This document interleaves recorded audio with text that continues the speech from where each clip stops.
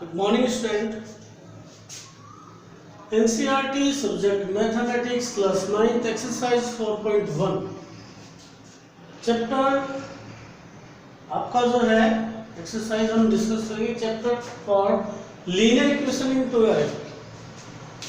आपकी linear equation की बात करेंगे जो कि टू वेरिएबल्स में होगी। उससे पहले हम थोड़ा सा और इसके बेसिक में जाएंगे।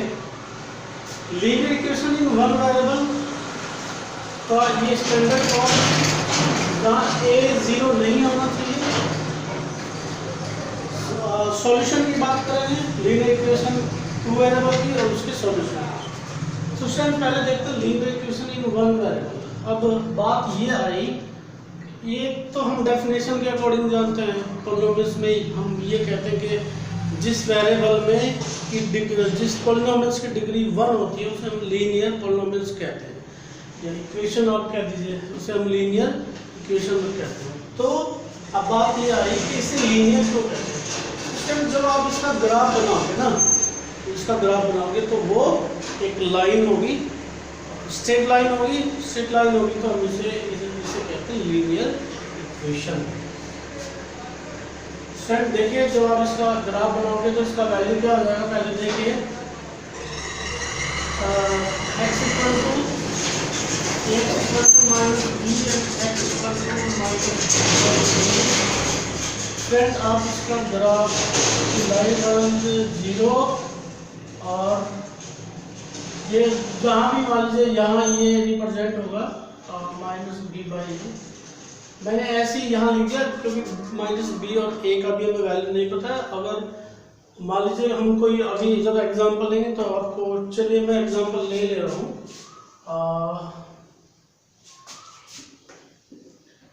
एग्जांपल मान लीजिए इक्वेशन है आपके पास 2x प्लस 4 इक्वल टू 0, तो x का वैल्यू हो जाएगा -4/2, x का वैल्यू हो जाएगा -2। आपका लीनियर इक्वेशन ऐसे हो जाएगा 0 -1 -2, ये आपका रिप्रेजेंट हो गया। तो फ्रेंड आपने ये भी देखा कि जो लीनियर इक्वेशन में वन वेरिएबल होते हैं उसके कितने सॉल्यूशन होते हैं। तो आपने देखा कि ओनली वन सॉल्यूशन होता है linear equation in one variable का। Okay student, solution of a linear equation in variable in one variable, ये स्टूडेंट हमने देख लिया सॉल्व करके। इसे ये जो x का वैल्यू आया है इसे हम उसका सॉल्यूशन बोलते हैं। दूसरी बात और हम कैसे कह सकते हैं सॉल्यूशन, स्टूडेंट जो x का वैल्यू है अगर वो यहाँ आप रख देंगे तो LHS इक्वल टू RHS आ जाएगा, मतलब इस इक्वेशन को सेटिस्फाई करना चाहिए। तो हम कह देंगे कि ये सॉल्यूशन है। सॉल्यूशन किसे कहेंगे स्टूडेंट, लीनियर इक्वेशन का ऐसा वैल्यू जो हम उस इक्वेशन में रखें और वो सेटिस्फाई हो जाए। सेटिस्फाई मतलब LHS इक्वल टू RHS आ जाए स्टूडेंट। तो सॉल्यूशन लीनियर इक्वेशन के कितने सॉल्यूशन होते हैं, there is one only one solution of a linear equation। Sir बढ़ते हैं next, linear equation in two variable. ये होता है a नॉट इक्वल टू 0 होना चाहिए, b नॉट इक्वल टू 0 होना चाहिए। स्टूडेंट ये लिखने का क्या मतलब है, ये लिखने का मतलब है कि अगर a 0 हो गया तो इसका तो वैल्यू 0 हो जाएगा स्टूडेंट। तो ये टू वेरिएबल में बचेगी नहीं इक्वेशन, या तो इनमें से कोई सा भी अगर 0 हो गया तो इक्वेशन टू वेरिएबल में नहीं बचेगी। तो फिर हम इसे कैसे कहेंगे, लीनियर इक्वेशन इन टू वेरिएबल्स। ओके स्टूडेंट, तो ना तो a 0 होना चाहिए, मतलब ना तो x का कोएफिशिएंट 0 होना चाहिए और ना ही y का कोएफिशिएंट 0 होना चाहिए। तो लीनियर इक्वेशन इन टू वेरिएबल्स का स्टूडेंट ये स्टैंडर्ड फॉर्म है। और सॉल्यूशन इसे हम लीनियर क्यों कहते हैं, जब आप इसका स्टूडेंट ग्राफ बनाओगे तो वो एक स्ट्रेट, इस तरह की स्ट्रेट लाइन आएगी। स्ट्रेट लाइन आएगी तो स्टूडेंट हम इसे कहते हैं लीनियर इक्वेशन। ओके स्टूडेंट, अब इसके सॉल्यूशन की बात करते हैं स्टूडेंट। इस इक्वेशन पे बहुत सारे पॉइंट लाई करेंगे जो इस इक्वेशन को सेटिस्फाई करेंगे स्टूडेंट। इस लाइन पे बहुत सारे पॉइंट लाई करेंगे जो इक्वेशन को सेटिस्फाई करेंगे। तो इसके कितने सॉल्यूशन हो सकते हैं? There are infinite many solutions of a linear equation in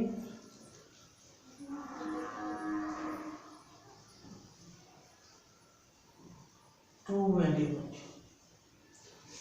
तो क्वेश्चन वीडियो को पॉज करके नोट डाउन कर लेंगे।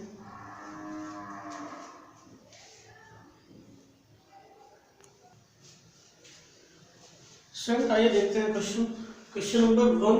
The cost of a notebook is twice the cost of a pen. Write a linear equation in two variables to represent this condition।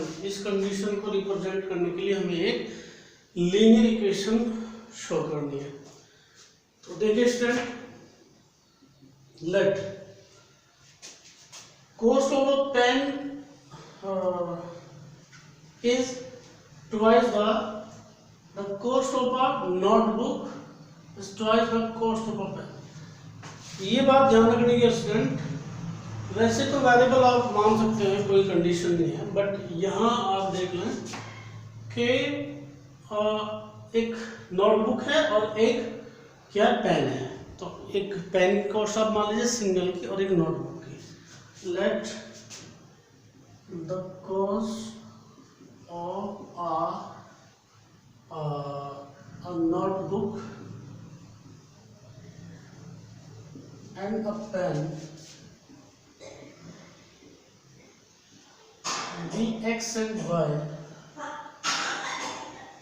respectively। तो condition क्या है student? ATQ according to the question,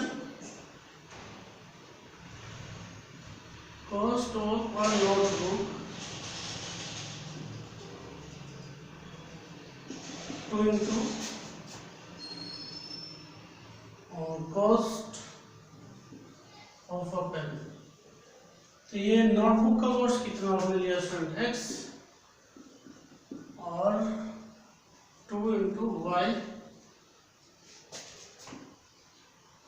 x minus 2y। तो ये आपका linear equation हो गया student in 12। देखते हैं स्टूडेंट नेक्स्ट क्वेश्चन में, express the following linear equation in the form ax plus by plus c equal to 0 and indicate the value of a b and c in each case। ये जो student equation हमारे सामने हमने कुछ part लिखे हैं, इन्हें हमें ax plus by plus c की फॉर्म में रिप्रेजेंट करना है। और रिप्रेजेंट करने के बाद जो ए से मतलब ए क्या होगा, बी क्या होगा, सी क्या होगा, ये हमें बताना है। तो देखते हैं स्टूडेंट, ये ऑलरेडी इसमें हमें कुछ नहीं करना है, ये ऑलरेडी उसी फॉर्म में है। Compare with ax plus by plus c equal to 0। जो x का कोफिशिएंट है उसका कंपेयर करेंगे स्टूडेंट a equal to 2, जो y का कोफिशिएंट है उसका कंपेयर करेंगे b equal to 3। स्टूडेंट जो कांस्टेंट टर्म है और इसे राइट साइड में आइए 2x plus 3y minus 9.35 equal to 0। तो कांस्टेंट टर्म क्या आ गया स्टूडेंट आपका? -9.35।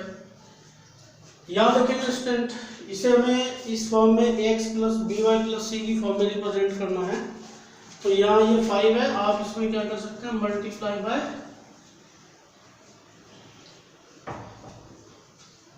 5 से मल्टीप्लाई करेंगे तो ये हो जाएगा 5x, यहाँ करेंगे तो कैंसिल आउट हो जाएगा, -5 × 50 equal to 0।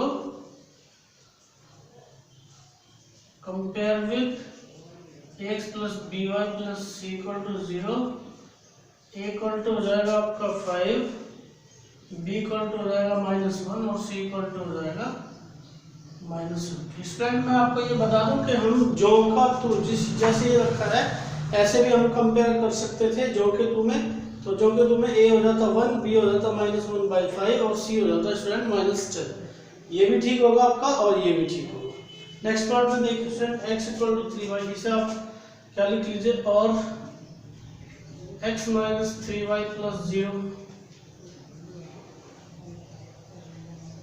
Compare with x + by + c = 0। तो a कितना हो जाएगा स्टूडेंट, x का कोएफिशिएंट a तो यह 1 है, a = 1 और y का कोएफिशिएंट b = -3 और constant term 0। Okay student next देखिए, इसे आप लिख सकते हैं 3x + 0y + 2 = 0 compare with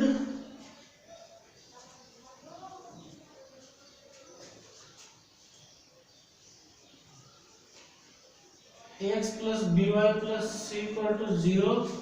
a stand हो गया आपका 3, b = हो गया 0 और c हो गया 2। ओके स्टूडेंट, वीडियो को पॉज करेंगे, नोट डाउन कर लेंगे।